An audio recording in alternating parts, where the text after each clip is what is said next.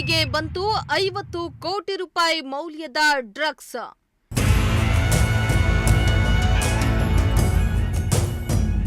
Checking ವೇಳೆ ಎನ್ಸಿಬಿಗೆ ಸಿಕ್ಕಿಬಿದ್ದ ಖತರ್ನಾಕ್ ಕಳ್ಳರು.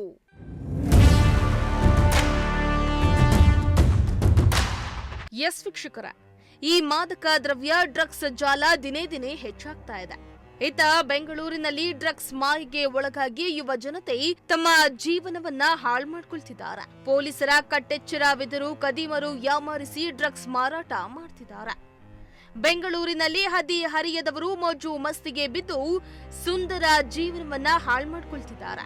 ಇತ್ತ ಬೆಂಗಳೂರಿನಲ್ಲಿ ಸುಮಾರು ಕೋಟಿ ಮೌಲ್ಯದ ಅಕ್ರಮ ಸಾಗಾಣಿಕೆಯ ಡ್ರಗ್ಸ್ ಅನ್ನ ಎನ್ಸಿಬಿ ತಂಡ ಸೀಸ್ ಮಾಡಿದ್ದು 3 ಆರೋಪಿಗಳನ್ನ ಬಂಧಿಸಿದೆ.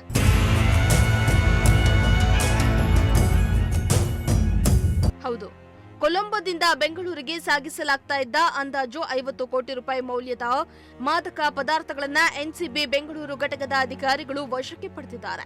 ಇನ್ನು ಕಾರ್ಯಾಚರಣೆಯಲ್ಲಿ ಓರ್ವ ಶ್ರೀಲಂಕಾ ಪ್ರಜೆ ಸಹಿತ 3ರನ್ನ ಬಂಧಿಸಲಾಗಿದೆ. 45.4 ಕೆಜಿ ಹೈಡ್ರೋ ಗಾಂಜಾ ಹಾಗೂ 6 ಕೆಜಿ ಸಿಲುಸಿಬಿನ್ ಮಶ್ರೂಮ್ ವಶಕ್ಕೆ ಪಡೆಯಲಾಗಿದೆ.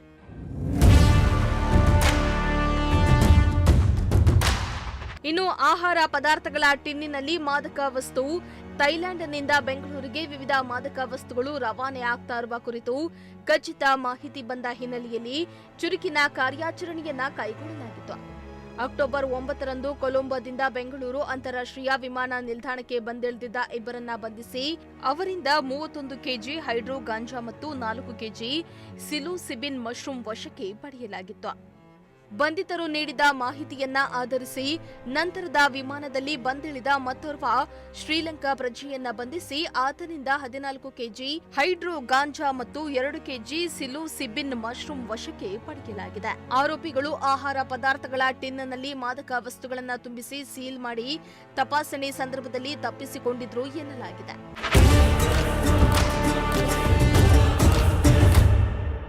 ಇನ್ನು ಬೆಂಗಳೂರು ಘಟಕದ ಎನ್ಸಿಬಿಯು 2025ರಲ್ಲಿ ಇಂತಹ 18 ಪ್ರಕರಣಗಳಿಂದ ಅಂದಾಜು 100 ಕೋಟಿಗೂ ಅಧಿಕ ಮೌಲ್ಯದ 220 ಕೆಜಿ ತೂಕದ ವಿವಿಧ ಹೈಡ್ರೋ ಗಾಂಜಾ ವಶಪಡಿಸಿಕೊಂಡಿದೆ. ಕೇರಳ, ರಾಜಸ್ಥಾನ, ಗುಜರಾತ್ ಮತ್ತು ಮಹಾರಾಷ್ಟ್ರ ಮೂಲದ 45 ಜನರನ್ನ ಬಂಧಿಸಿದೆ.